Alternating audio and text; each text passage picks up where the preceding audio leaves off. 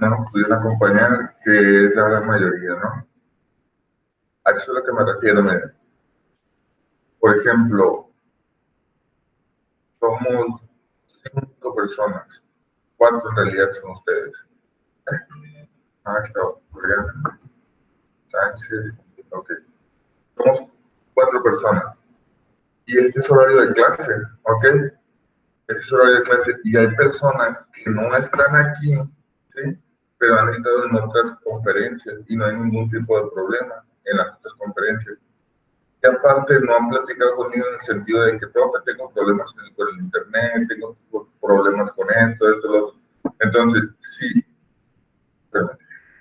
si no están aquí, ¿vale? Si no están aquí a esta hora que es la clase, o no llegan, ¿sí? Así como la compañera ahorita durante la clase, lo único que me está diciendo a mí es que las personas se quedaron dormidas en casa, ¿ok?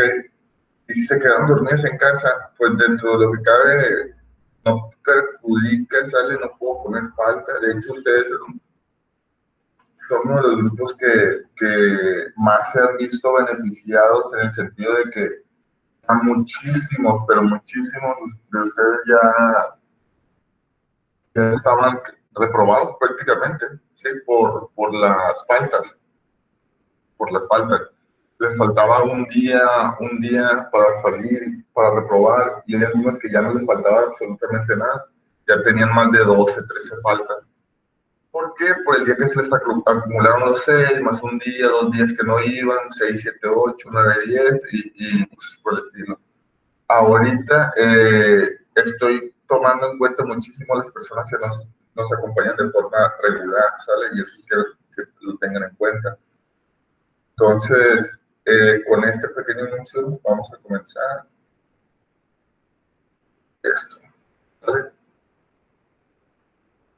Ustedes no han llevado la materia de armamento y explosivos, ¿verdad? Aún. Armamento y explosivos.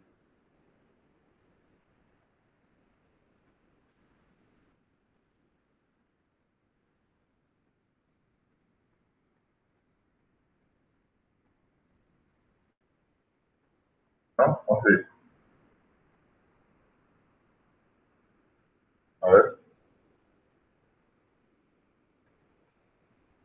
O una arma caritativa. Buenos días, Hernández. Gracias. No, no. Ok. Vean, cuando vamos a hablar de un poquito nada más, ¿ustedes saben para qué sirve una ley? Esto sí, inclusive vamos a dialogar, ¿sale? Entre más rápido, bueno, entre más dialoguemos, más rápido avanzamos. ¿Ustedes saben para qué sirve una ley?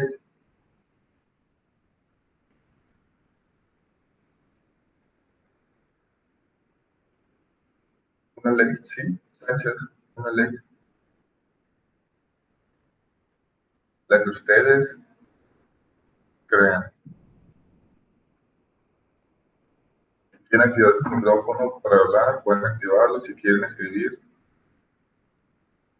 para que no se salga de control las cosas,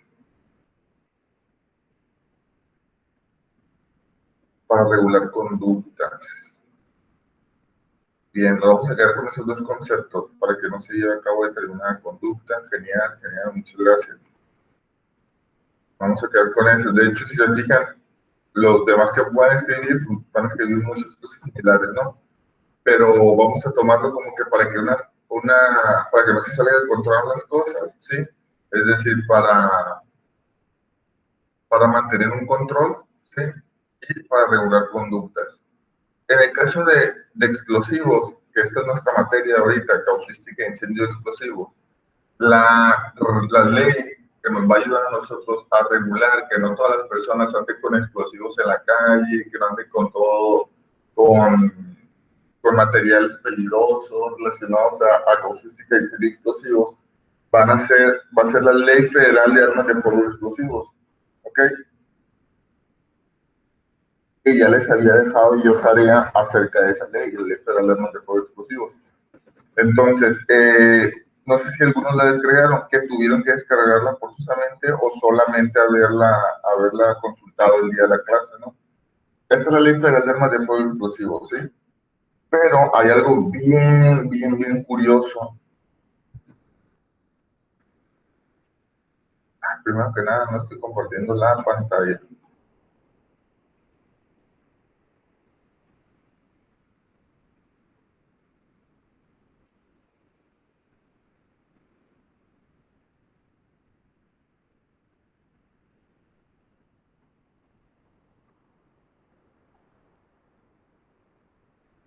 Listo. Les decía, esta es la ley federal de armas de fuego explosivos, ¿no? No la vamos a ver tan a fondo, porque si Dios quiere y la cuarentena algún día se va o seguimos avanzando o qué sabe qué suceda, vamos a ver una materia que se llama armamento y explosivos. Tal vez la dan conmigo, tal vez la dan con otro maestro, pero lo que es seguro es que tienen que ver esta ley, ¿sí? Porque es una de las leyes, es la ley más importante en materia de casuística en serio explosivos, y además de ser la más importante, es la única que tenemos aquí en México, ¿ok? Y lo malo de todo esto, de que es la única y de todo, cosas así, es de que es una ley muy vieja, ¿sí? Muy vieja, desactualizada, en algunos momentos no nos ayuda, ¿ok? En algunos momentos en específico. En, uno de los, en una de las cosas que yo creo que es pero muy laxa, que no ayuda, es en los explosivos específicamente. Si bien en las armas tienen un déficit, en los explosivos tienen muchísimo más.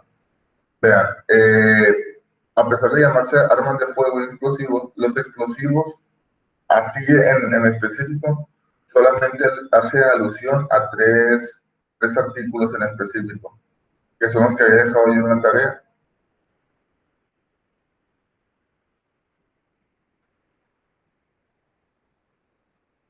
que son estos, de que habla el artículo 40, el 41 y el 42. ¿Vale? Vamos a ir a verlos.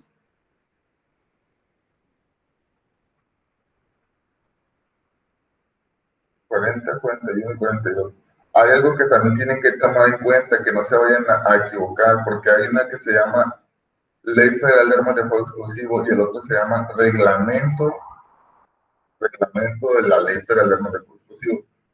El artículo 40 dice: las actividades industriales y comerciales relacionadas con armas, municiones, explosivos y demás objetos que regula esta ley se sujetarán a las disposiciones que dicte la Secretaría de Defensa Nacional. Cuando el material sea de uso exclusivo de la Armada de México, esas actividades se sujetarán a las disposiciones de la Secretaría de Marina. Hay algo bien importante aquí, ¿sale?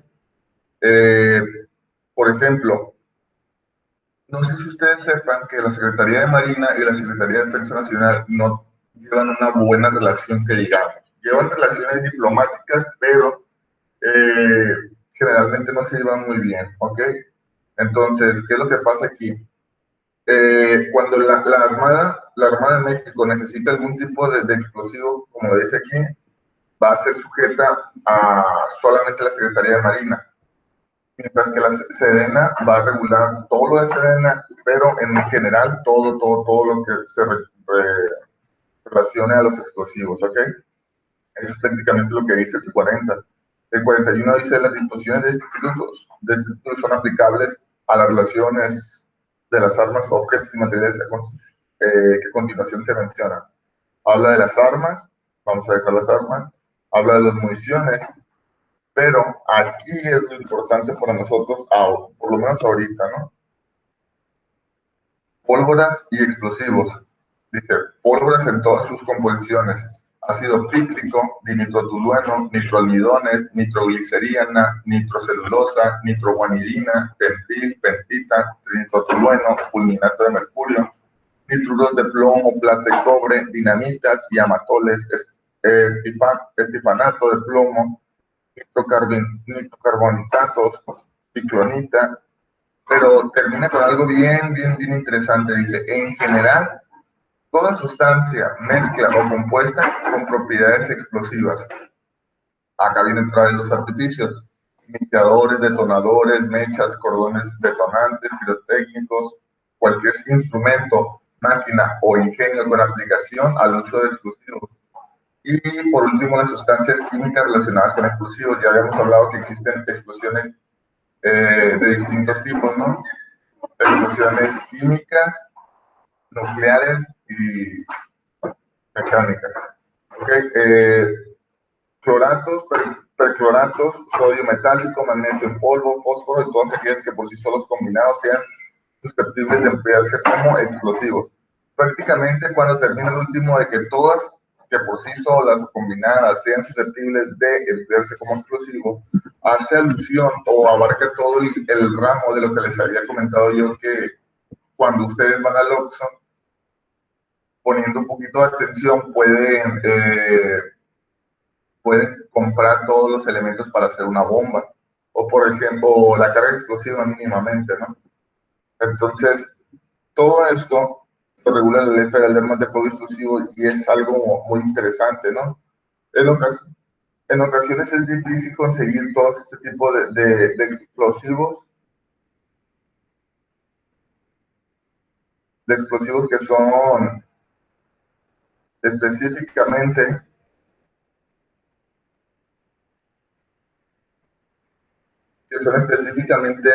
con el objetivo de realizar un explosivo.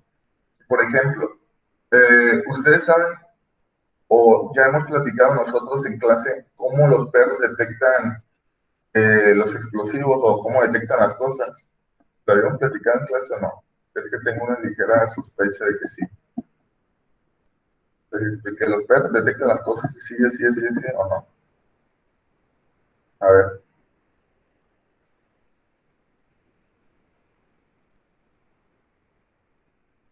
¿no, verdad, Sánchez? No. No, y si lo dice, pues ya que no se acuerda, a ver, Sánchez.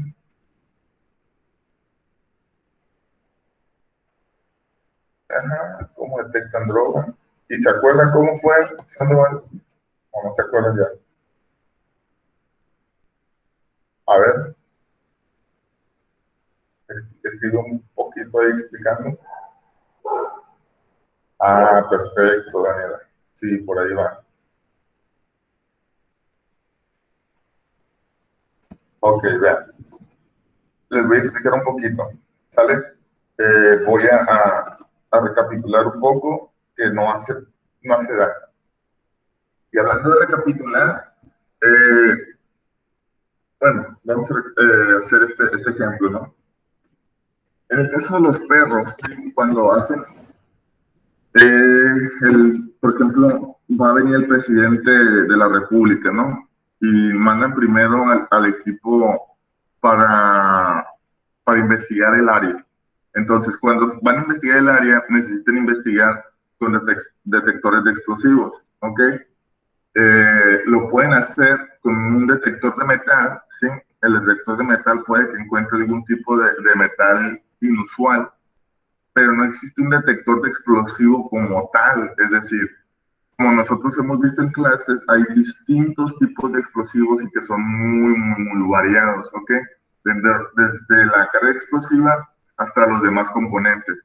Entonces, en el caso del perro, por ejemplo, al perro se le da a oler cierta característica para que posteriormente lo guarde en su memoria a largo plazo y cuando pase a un ladito del explosivo, cuando, por ejemplo, pólvora, lo ponen a oler al perro pólvora, o lo introducen el aroma de la pólvora al perro en su cabeza y posteriormente cuando colonizan, se le conoce la palabra, cuando colonizan al perro con este olor, con este aroma, y puede encontrar pólvora más adelante, el perro va a dar positivo ahí, ¿ok?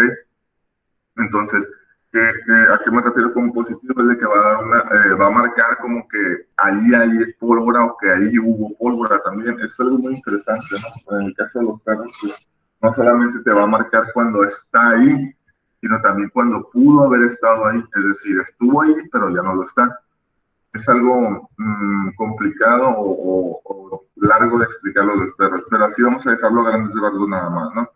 El perro tiene que oler primero, tiene que tener ese aroma dentro de su cabeza, la memoria a largo plazo, para poder identificarla.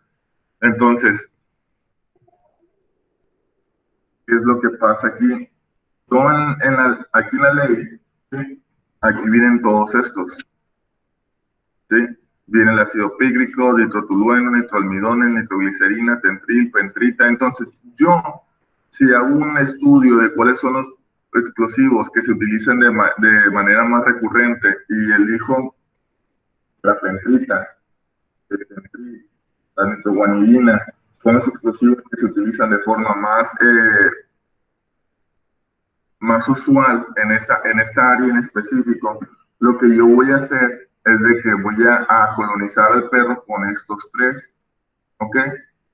Pero si nosotros sabemos que, por ejemplo, estos tres, todo lo contrario, jamás los hemos encontrado, es más, que ninguno de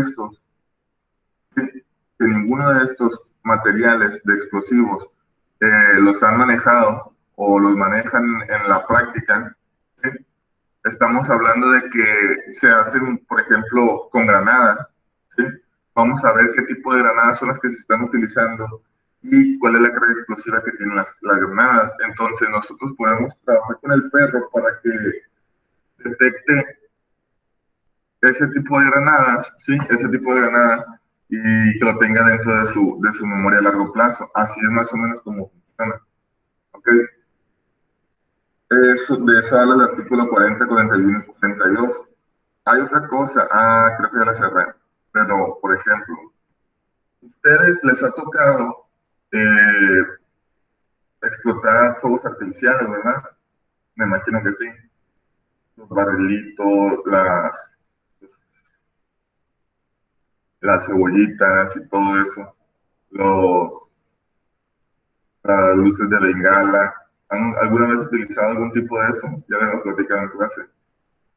Me dijeron que sí. A ver,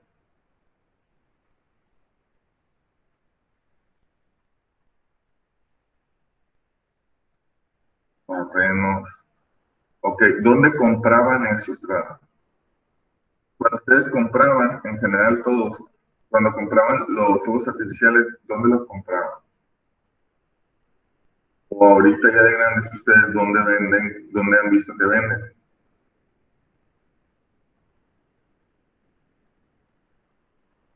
Ilegalmente. ¿Por qué son ilegales, Estrada? ¿Sabe?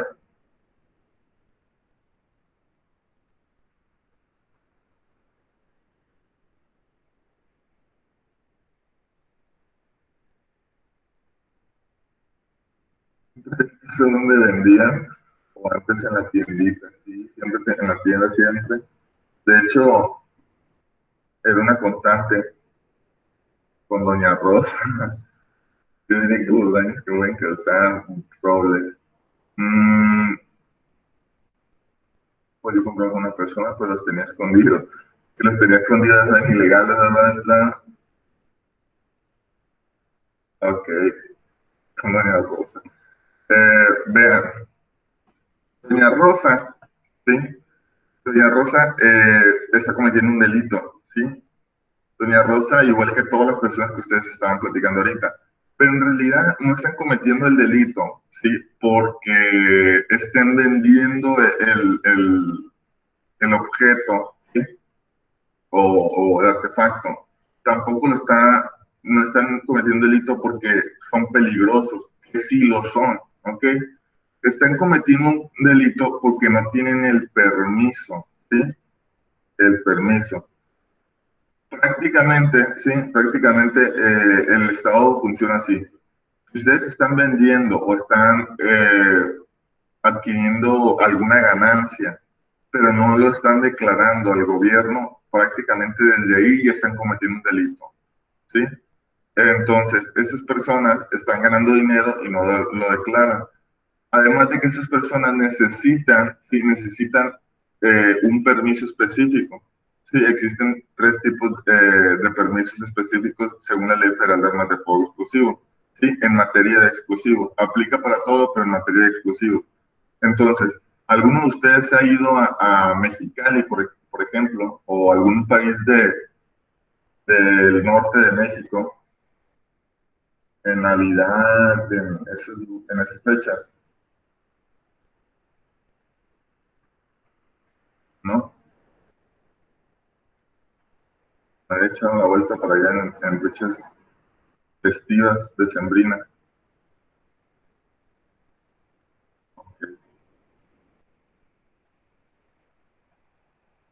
Hay que viajar, hay que viajar. Ahorita no, ¿verdad? Hay que quedarnos en casa, pero hay que viajar. Eh, ¿Qué es lo que pasa? Allá existe un camper.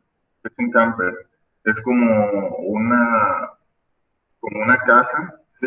Como una caja grandísima como para un remolque.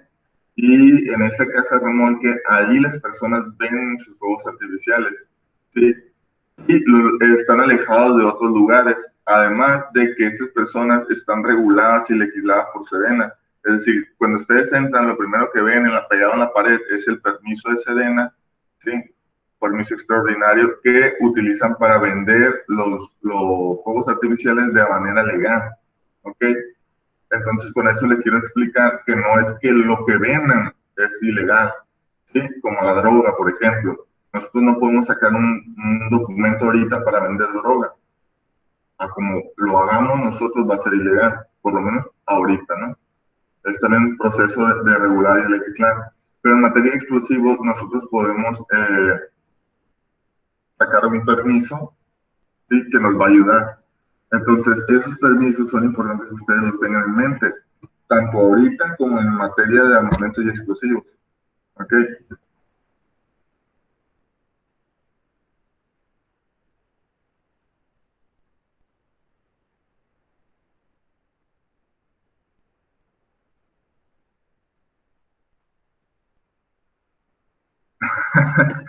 Sí, ahí tienen el permiso en el bolsillo cuando van. Nada más que como no lo quieren mostrar las personas estas. De hecho, para eso es esta plática, para que ustedes aterricen y se den cuenta que Doña Rosa, que la gente que vende en los semáforos, la gente que vende en el centro, que la gente que en todos esos lados, todas esas personas están cometiendo un delito. ¿Sí? Lo malo es que no se les sanciona y lo peor es que toda la gente lo ve como normal, ¿sí? Otro de los puntos que no toqué aquí es el riesgo que puede ocasionar. Imagínense, ¿no? Doña Rosa le mandaron un atunero, que ahí lo tenía. Lo vendió, ¿sí? Y lo vendió caro, unos 50 pesos. Y la gente lo compró y luego le dice, oye, ¿no tiene más, Doña Rosa? Ah, sí, voy a comprar más.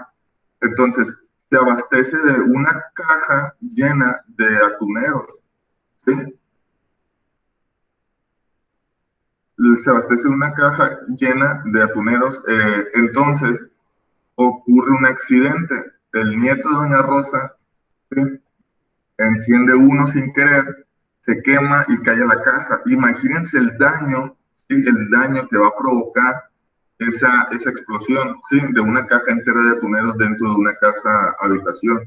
Entonces, eso es lo que se está tratando o lo que se trata de evitar cuando se expiden los permisos también, porque con el permiso les van explicando a las personas que todos los explosivos tienen una onda de choque que puede detonar algún otro explosivo y tienen que estar almacenados de una forma específica, ¿ok?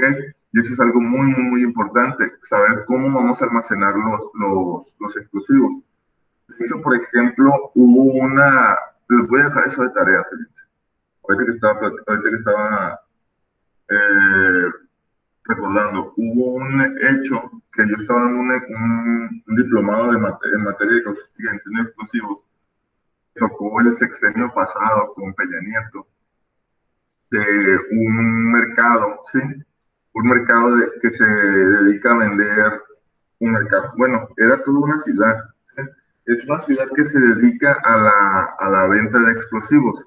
Toda esta ciudad no hace nada más que la venta de explosivos, ¿ok? Un tianguis, ¿sí? era un tianguis extra, pero dentro de esa ciudad, ¿no? Entonces, era no un tianguis, era el tianguis más grande de toda Latinoamérica, creo, y el más seguro de toda Latinoamérica, que ya había explotado 3 veces anteriormente, ¿ok?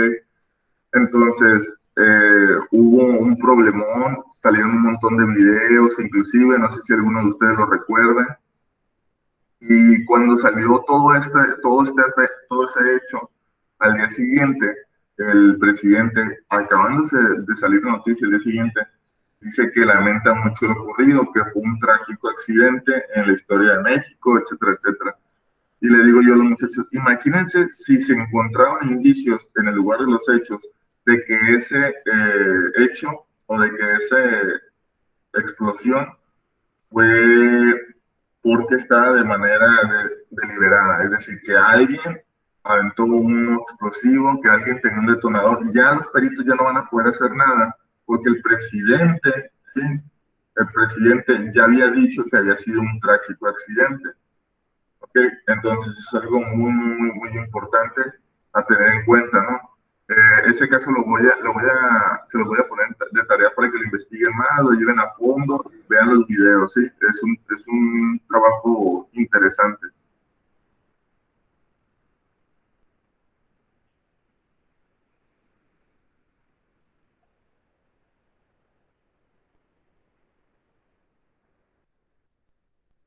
Ok,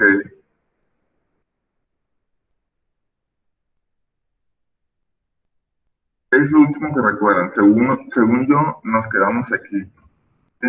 En la fase de presión y el método científico,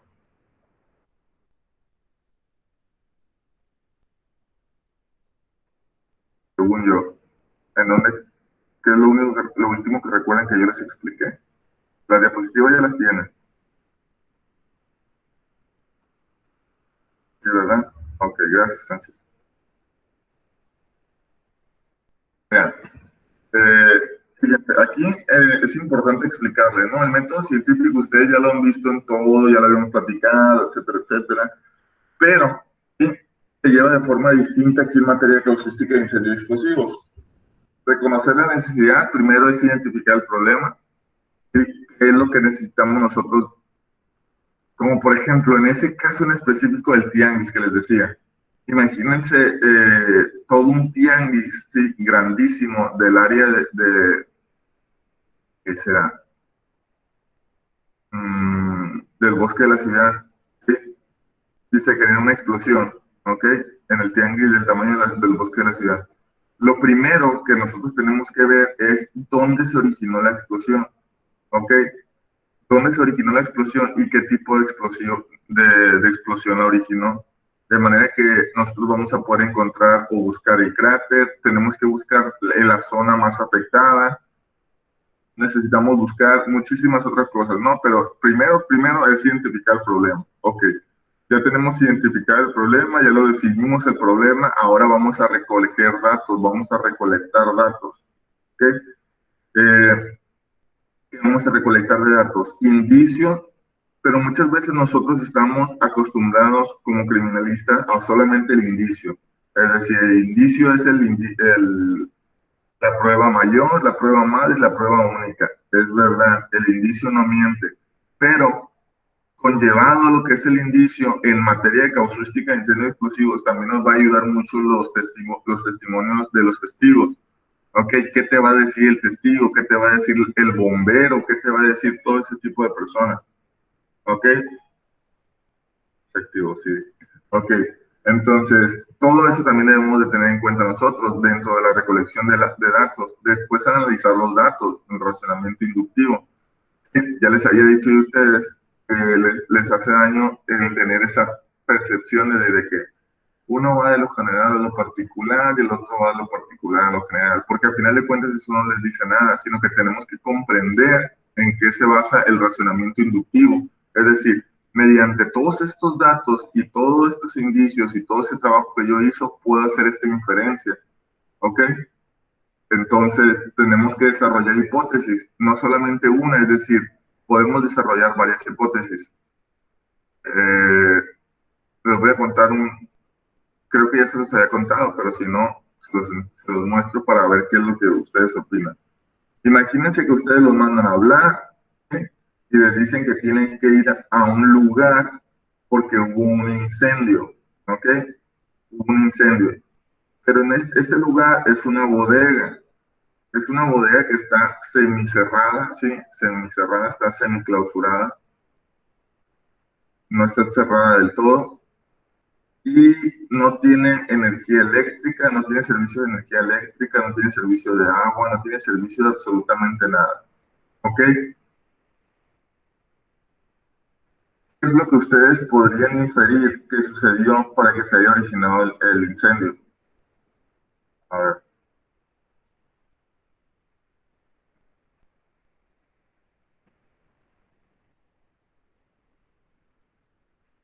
¿quedó clara la pregunta?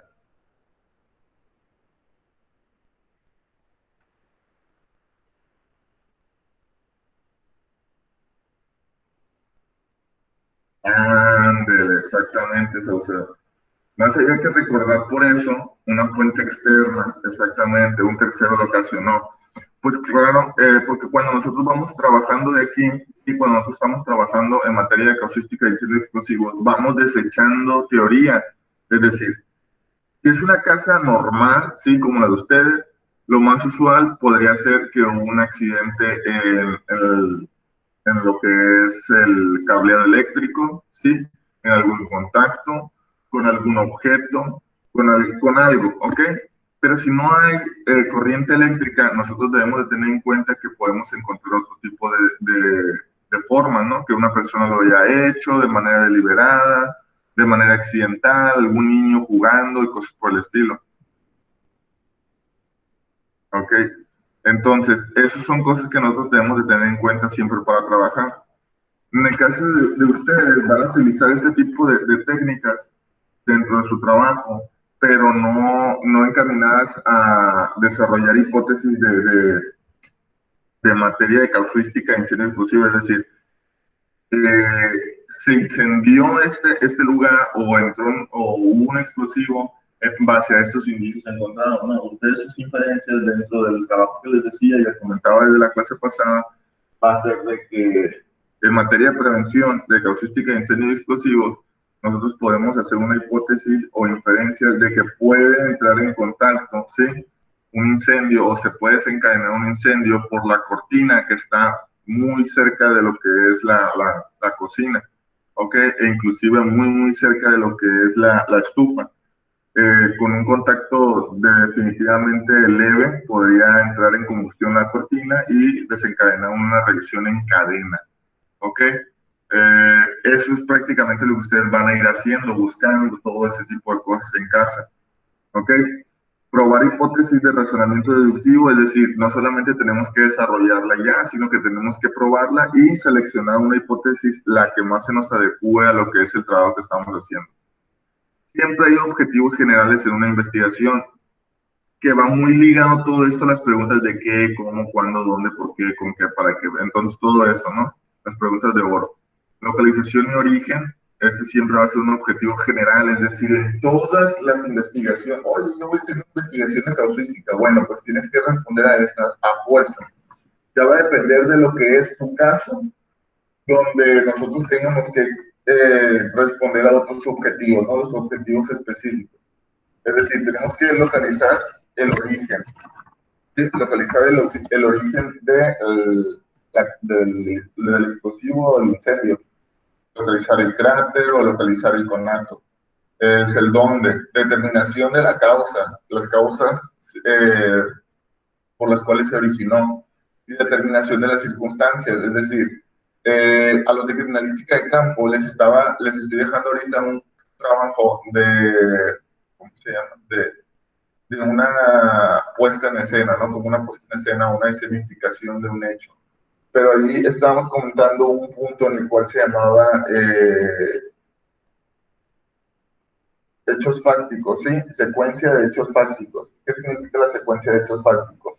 Es decir, que nosotros tendríamos que agarrar la historia de lo que sucedió y ponerla en pasos. ¿Sí? En caso de, por ejemplo, un arma de fuego. La persona salió del vehículo y cuando salió del vehículo con el arma larga, disparó a una distancia de 10 o 20 metros sobre la persona. Después, afuera del vehículo, en la puerta, volvió a meterse al vehículo y emprendió la huida. Entonces, la secuencia fáctica de la persona: llega al vehículo, se baja del vehículo, dispara a la persona, se vuelve a meter el vehículo y arranca de esa forma, ¿no? Entonces, en materia de criminalística de campo y en toda la criminalística siempre se deben de determinar las secuencias fácticas. En este caso en específico, por ejemplo, nosotros también tenemos que hacer lo mismo en causística de incendios explosivos, pero nosotros lo vamos a hacer como, por ejemplo, a tal hora se recibió el reporte, a tal hora el primer testigo miró que se estaba incendiando, a tal hora. Entonces, con eso nosotros vamos a ir haciendo una línea de tiempo, ¿sí? Y con eso vamos a ir determinando lo que son las circunstancias en las que sucedieron. Preguntas a realizar durante la entrevista. Cuando hablamos de preguntas, ¿sí? Las preguntas van a variar muchísimo bueno, algo.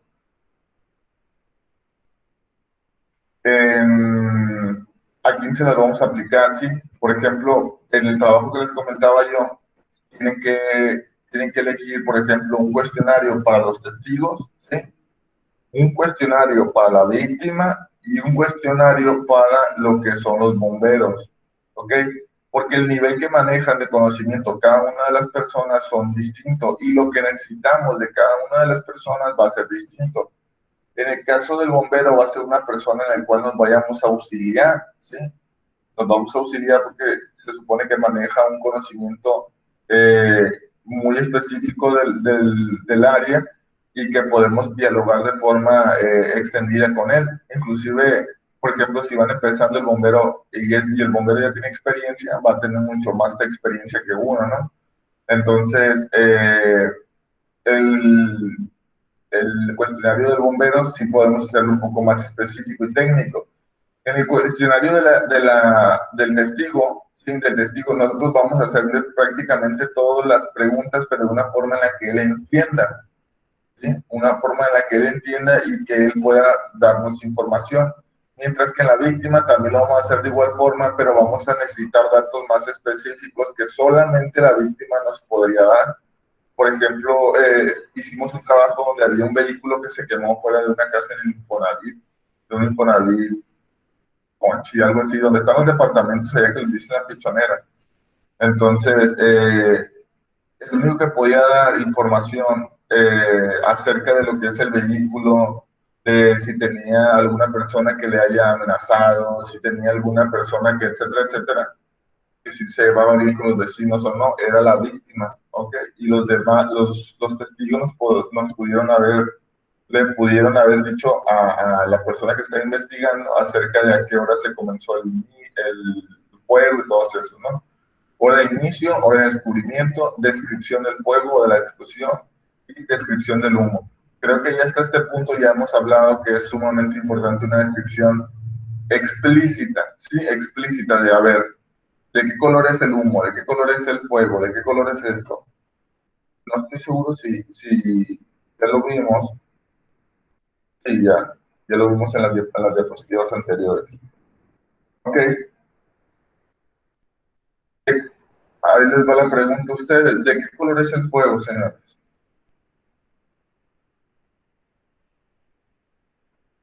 Señores, señores y señoritas.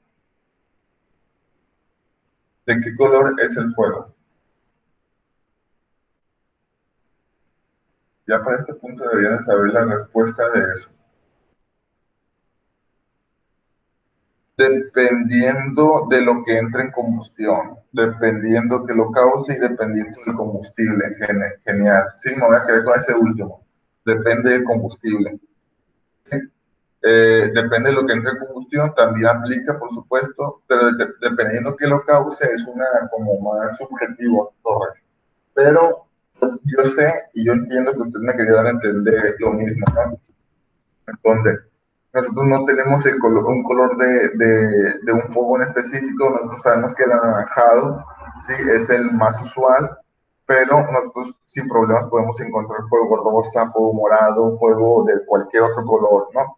Dependiendo del material.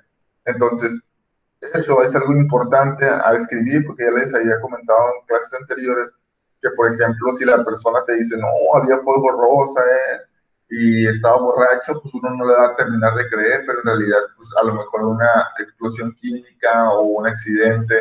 En el caso del humo funciona de la misma forma, ¿no? Ya hemos platicado que, por ejemplo, el humo va a depender también del combustible que se está consumiendo y que puede ser inclusive de blanco a negro y marrón. Etapas de rastreo, ¿sí? Ese no tiene mayor complejidad, la imagen es muy ilustrativa, ¿sí?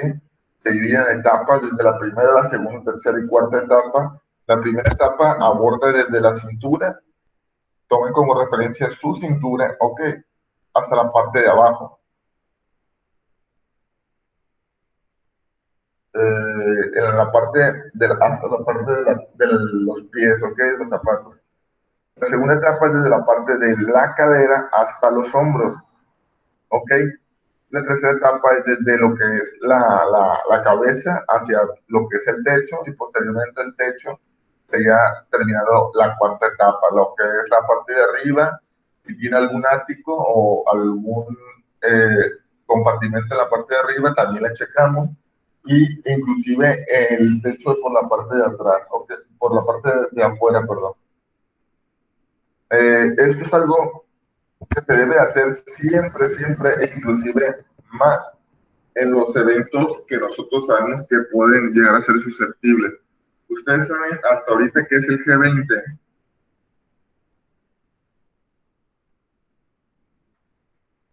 o han escuchado alguna vez la palabra esa o el evento ese, G20.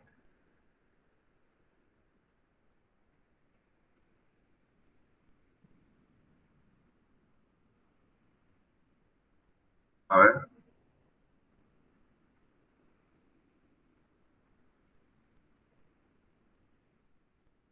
G20 Sánchez. Que si saben ustedes a qué hace alusión o qué es el G20.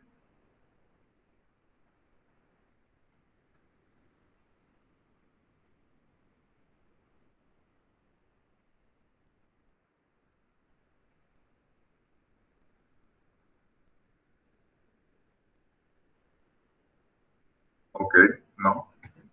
Vean, ustedes en este momento escriben qué es el G20 en Google, les va a aparecer. El G20 es una reunión, sí, una reunión que se hace con los diferentes miembros de distintos países de todo el mundo, pero son uno de los países, o son los países más poderosos de todo el mundo, ¿ok? Entonces, imagínense ustedes que son terroristas, obviamente les va a interesar bastante el G20, porque si ah, se se juntan todos los presidentes, sí, del mundo, no son todos de todo el mundo, ¿no? Pero sí son la gran mayoría y son unas potencias mundiales, Argentina, Estados Unidos, México, etcétera, etcétera. Entonces, si se juntan todas estas personas y yo pongo un explosivo ahí, imagínense el daño que puedo causar a nivel mundial. Ok, la desestabilización económica, política, social y de todo que puedo utilizar yo. Entonces, estos lugares son uno de los más seguros o que se le ponen muchísima más importancia que cualquier otro lugar, ¿ok? Estos tipos de lugares utilizan técnicas sofisticadas, ¿ok? Técnicas sofisticadas. De hecho, le recomiendo investigar un poquito más del G20, ¿no? Etapas de rastreo. Esta imagen me gusta mucho porque cuando lo ven, se quedan así como que, chis, ¿y eso qué? Los que no saben no entienden el chiste, ¿no? Pero dice binomio canófilo. Hasta ahorita, en pleno siglo XX, siglo XXI, estamos a 2020. Bueno, no me dice el año, pero creo que sí estamos en el 2020. Entonces, no existe, ¿sí? Y ojo con lo que le voy a decir, no existe algo más fiable que el olfato de un perro para encontrar algún objeto, ¿ok? Existen máquinas, pero las máquinas no son ni por asomo tan prácticas, ¿sí? Y tan fiables como la nariz del perro. Entonces, esa es la razón por la cual se sigue utilizando el perro todavía. Para que ustedes se vayan dando una idea, yo creo que ustedes saben quién es Hans Gross. Cuando Hans Gross comienza con todo lo de la criminalística, él, dentro de su tratado, contempla al perro dentro de la investigación criminal. ¿Ok? Entonces, imagínense, tantos años después y todavía seguimos utilizándolo. Pero, por ejemplo, en materia de descubrimiento de minas antipersonales, ¿sí? Es esto que están viendo ustedes aquí, miren, este circulito que está aquí. Bueno, en el apartado de minas antipersonales, si nosotros utilizamos un perro y el perro es muy efusivo, se mueve mucho, esto y el otro, y puede llegar a pisar una de esas granadas antipersona, puede llegar a activarla, ¿ok? De manera que se utilizan otro tipo de técnicas, como por ejemplo ratas, que ustedes están viendo ahí. Ya no sería binomio canófilo, ¿verdad? Pero las ratas ayudan muchísimo porque ellas pueden pisar lo que es la mina antipersona y no va a pasar absolutamente nada, ¿ok? No la van a activar porque el peso y la fuerza que se necesita para activar lo que es esta granada no lo cubre el requisito de lo que es el ratón. Es decir, puede pisarla, pero no va a pasar absolutamente nada, ¿no? Ok. Aquí, ya a partir de aquí, ya estamos hablando del cierre, dentro de lo que cabe, o entrando al cierre de explosivos, ¿ok? De explosivos en general. Ustedes deben de entender que, por ejemplo, había formas de clasificar los fuegos, ¿sí? Según, por ejemplo, su disposición, hayamos hablado de fuegos planos, fuegos alimentados, etcétera.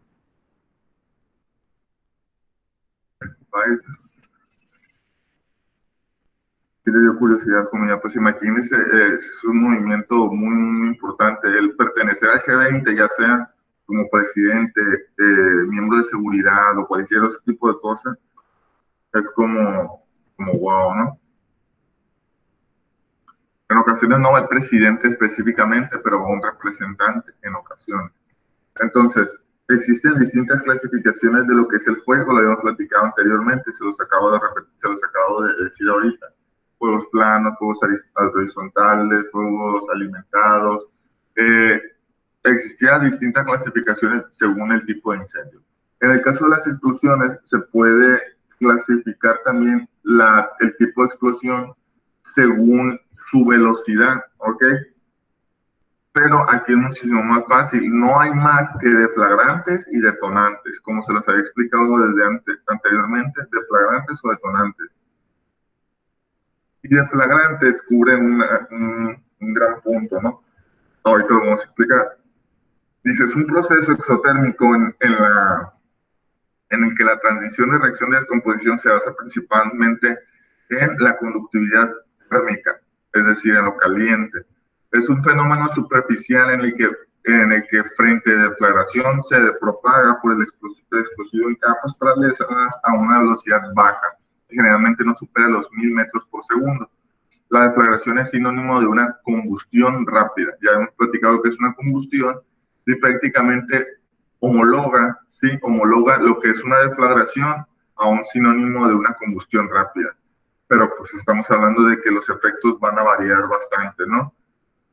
Hay algo, ¿sí? ¿Vieron ustedes balística o no? Balística creo que ya la vieron, ¿verdad? Ya, ok. ¿Me podrían decir cuál es la diferencia entre el concepto de subsónico y supersónico?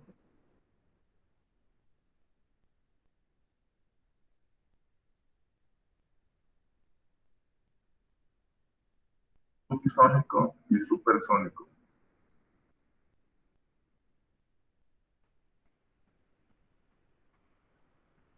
A ver, ¿no? Yo me acuerdo, no vi eso. Ok, no se preocupen, para eso estamos. Vean, hay algo Esto no, profe, esto no se lo vengo manejando. Eh, Vean, hay algo que se llama concepto de subsónico y supersónico. Para todo, bueno, la mayoría de las cosas hay un número, ¿no? La velocidad del sonido, sí, la velocidad del sonido tiene una constante, ¿sí? Nosotros debemos de saber cuál es la velocidad del sonido. Aunque la velocidad del sonido, por ejemplo, yo les digo a los alumnos, el que me diga cuál es la velocidad del sonido va a exentar no solamente el primer, segundo, tercer parcial, sino que el semestral también. ¿Ok? Y es cuando todos empiezan a tanto, y el que sabe más, más, se mete a Google o algo por el estilo, o recuerda que lo vieron en algún momento en la clase de física o algo así, y me da el número, ¿no? Y en cuanto me lo da, le digo, pues qué lástima, porque nadie lo hizo, nadie pudo. No, profe, si esa es. ¿Qué es lo que pasa aquí? La velocidad del sonido va a variar, señores, ¿ok? Va a variar, depende a qué altura, ¿sí? A qué altura nosotros vayamos a hablar. Por ejemplo, la velocidad del sonido, la primera vez que fue superada fue por un avión, porque entre más arriba, ¿sí? Entre más arriba, la velocidad del sonido va a ser menor. Entre más abajo, la velocidad del sonido va a ser mayor. ¿Ok? Entonces, el carácter subsónico y supersónico solamente hace alusión a eso. ¿Sí? Cuando hablamos de supersónico es que supera la velocidad del sonido, supersónico. Y subsónico es debajo de la velocidad del sonido, ¿sí? Subsónico. Cuando se supera la velocidad del sonido una vez, ¿sí? Se le llama un Mach, M-A-T-H, M-A-T-C-H, ¿ok? Mach. Entonces, hay elementos que pueden superar la velocidad del sonido una vez. Existen elementos que pueden superar la velocidad del sonido hasta 2 o 3 veces, ¿ok? Entonces, en base a esto, nosotros vamos a poder ya definir lo que es subsónico y supersónico. Entonces, este que dice carácter subsónico es por debajo del sonido, ¿ok? Por debajo de la velocidad del sonido. 1000 metros por segundo. Esa es la velocidad del explosivo este. Y como explosivos a 1000 metros por segundo tenemos los deflagrantes como la pólvora, ¿sí? La pólvora que ustedes conocen, la pólvora negra también, es un explosivo deflagrante. ¿Sí?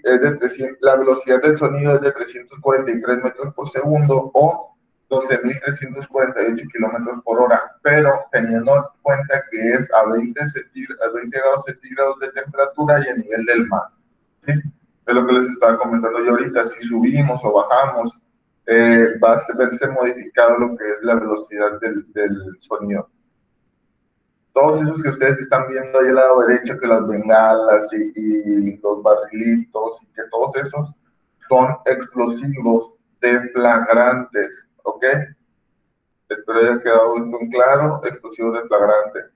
Pero aunque sean deflagrantes, hay algunos que son bastante poderosos. Por ejemplo, me tocó escuchar la experiencia de un policía, estaba platicando con él, de un policía federal, en los cuales decía que en las prácticas, sí, en las prácticas tácticas, en las cuales, por ejemplo, tenían que hacer breach, golpear la puerta para entrar todos de forma violenta y hacer su estrategia y todo eso, utilizaban fuegos artificiales, algún tipo de fuego artificial, y con eso podían tumbar la puerta, colocado estratégicamente el explosivo, por supuesto. Mientras que por el otro lado, sí, está, a ver, los supersónicos, pero denme chance.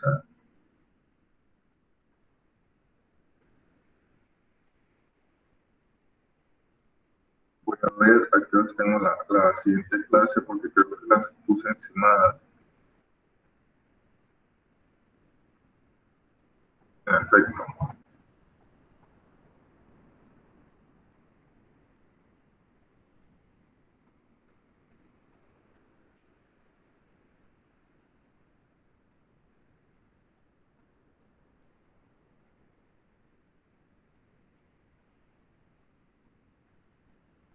Ok, vamos a dejarlo hasta este punto, señores, ¿sí?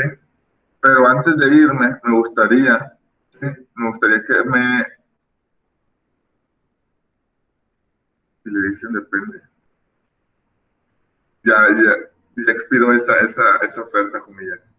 Sí, ya expiró esa oferta. Y de hecho, por ejemplo, ten en cuenta que era algo complicado, ¿no? Entonces, dudas que tengan de lo que platicamos ahorita, señores, señorita, alguna duda o algo por el estilo.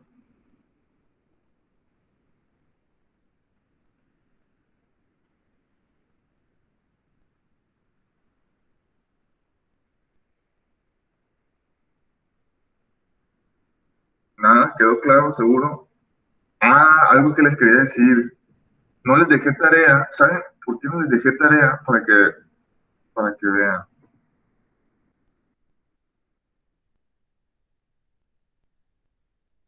Esto. Ah, pues ustedes no están viendo ahorita, ya no estoy compartiendo. La última tarea de explosivos tiene un 15 de 15. ¿Sí?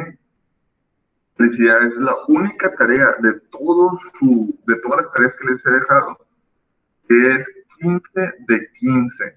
¿Ok? Es decir, todos entregaron esa tarea. Todos entregaron esa tarea. Es increíble. Y de hecho, por ejemplo, en otros salones, no todos, de hecho creo que es el primer salón en el que todos entregan la tarea 15 de 15. Obviamente les dejé mucho tiempo también, ¿verdad? Pero eh, esa fue una de las razones por las que opté por no dejarles tarea. Pero esta semana yo creo que sí les voy a hacer tarea, pero aludiendo a lo que es el examen, para que ya más o menos se vayan poniendo las pilas y se vayan dirigiendo a ese rumbo. Entonces, si no tienen ningún tipo de duda, comentario, vamos a dejar la clase hasta aquí, ¿sale? Y nos vamos a ver.